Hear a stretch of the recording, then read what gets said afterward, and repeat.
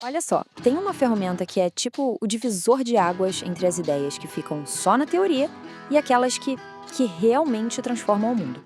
O nome dela é Nível de Maturidade Tecnológica, ou para encurtar, TRL. Imagina só, é como se fosse um termômetro super preciso que mostra exatamente em que pé está um projeto inovador. Ah, essa frase, minha startup está avançada.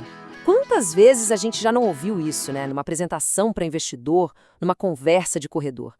É aquela frase cheia de otimismo, sabe? Quase um mantra para quem está ali no dia a dia, ralando para fazer a inovação acontecer.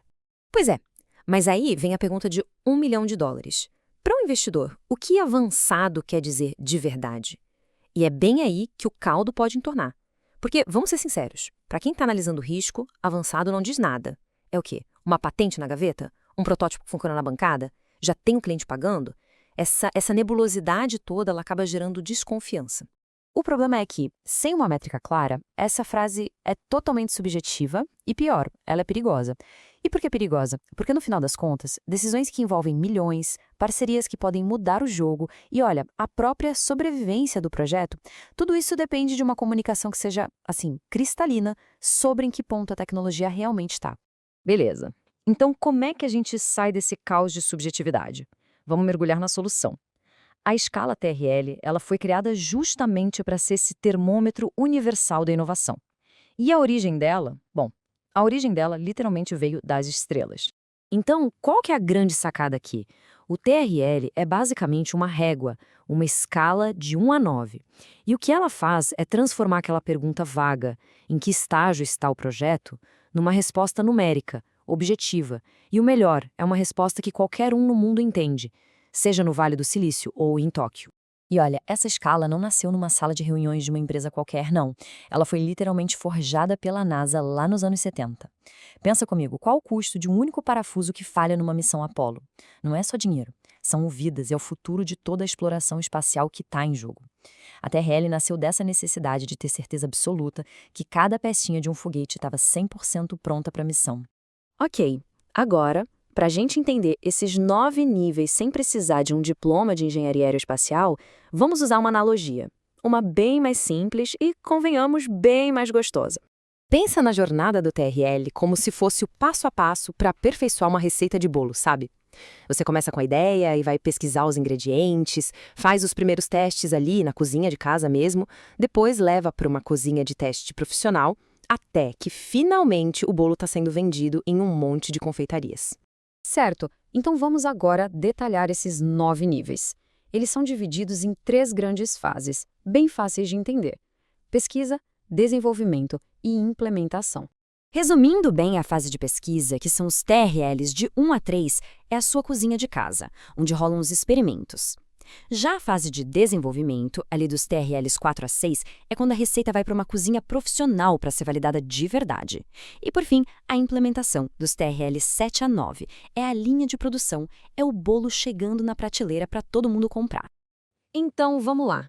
Níveis 1 a 3, a fase de pesquisa. Aqui, tudo ainda está no campo das ideias, do laboratório. É a física desenhada no quadro branco, o conceito escrito no papel e, o mais importante, o TRL3, a primeira prova de conceito. É aquele momento do eureka, sabe? O primeiro experimento que mostra que aquela sua ideia, que parecia meio maluca, na verdade não quebra nenhuma lei da física. Avançando, entramos na fase de desenvolvimento. Agora a engenharia entra com tudo. Do nível 4 ao 6, a gente começa a testar a tecnologia de um jeito cada vez mais próximo da realidade. O que é um ambiente simulado? Pô, pode ser um software que simula um algoritmo em ação ou um túnel de vento para testar a asa de um drone. O grande objetivo aqui é chegar no TRL6 com um protótipo que chamamos de alta fidelidade, ou seja, algo que já tem a cara e a função do produto final. E finalmente a gente chega na prova de fogo, a implementação. O TRL7 é o piloto. É tirar o protótipo da bancada e colocar na mão de um cliente de verdade, no mundo real, para ver o que acontece. Deu certo? No TRL8, o produto está completo, certificado, pronto para ser produzido em escala. E o TRL9? O TRL9 é o sucesso. É o produto na rua, vendendo, funcionando, gerando valor. É a missão cumprida. E essa imagem que a gente está vendo agora, ela resume essa jornada inteira de um jeito perfeito. É um mapa, né? Um mapa visual bem claro que mostra toda a trajetória, saindo lá da ciência pura, dos modelos teóricos, passando pela engenharia, dos protótipos e dos pilotos, até chegar ao negócio rodando, consolidado no mercado. Cada degrau tem a sua importância. Legal, entender a escala é o primeiro passo. Mas por que saber disso é, muitas vezes, uma questão de vida ou morte para uma startup? Bom, a resposta tem tudo a ver com a jornada para conseguir grana, para conseguir financiamento. E aqui a gente entra num conceito fundamental, o Vale da Morte. Dá uma olhada nessa imagem. O Vale da Morte é esse buraco perigosíssimo que existe ali entre o TRL4 e o TRL7. Pensa só, o dinheiro das agências de fomento, aquele que apoia a pesquisa básica, geralmente já acabou. Só que a receita comercial, o dinheiro dos clientes, ainda não começou a entrar. É nesse limbo que projetos geniais acabam morrendo, literalmente por falta de oxigênio financeiro. E é aí que a TRL vira um mapa para atravessar esse vale. No Brasil, por exemplo, agências como a Finep, o BNDES e a Embrapi, elas não pedem o TRL de um projeto por acaso. Elas usam essa escala para decidir onde vão colocar o dinheiro. Então, saber e comunicar o TRL do seu projeto não é só um detalhe burocrático, não. É o argumento principal para destravar o capital que vai fazer a sua ideia sair do lugar. Beleza, mas aí fica a pergunta, como é que eu aplico isso na prática? Como eu descubro em qual degrau dessa escada o meu projeto está de verdade? Bom, vamos abrir a nossa caixa de ferramentas. Essa tabela aqui é tipo um diagnóstico rápido, focado em 4 portões que são decisivos. A pergunta é simples, um experimento básico já funcionou? Se a resposta for sim, o projeto provavelmente já passou pelo portão do TRL3. E por aí vai. Existe um protótipo robusto que foi testado em simulação? Sim. Opa, então cruzamos o portão do TRL6. É um ótimo ponto de partida para ter uma noção de onde se está. Agora, para ir além dessa autoavaliação, o próximo passo são as calculadoras de TRL. O que são elas? São questionários bem estruturados que tiram o achismo da jogada. Pensa bem. Chegar para um investidor e falar nossa avaliação usando uma ferramenta padrão nos coloca no TRL5 é uma coisa. Chegar e falar a gente está avançado é outra completamente diferente, né? E para a gente ir fechando, vamos ao ponto que eu acho mais importante de todos. TRL não é só um número para colocar num slide de apresentação. É muito mais do que isso.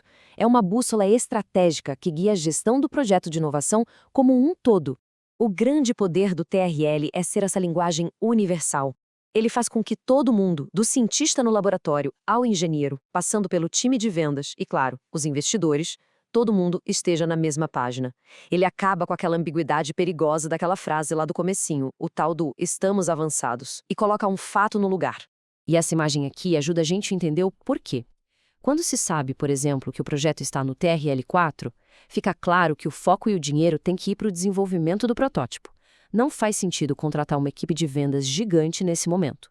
Ou seja, o TRL ajuda a ditar as prioridades e a usar os recursos do jeito mais inteligente possível. Então, a reflexão que fica é a seguinte: saber o TRL de um projeto não é só um exercício de olhar para trás e medir o que já foi feito. A verdadeira questão, a pergunta estratégica é: como usar essa clareza que a gente tem sobre o presente para ativamente construir o futuro? Como usar o TRL para definir uma estratégia que não só coloque o projeto para competir, mas para dominar o mercado?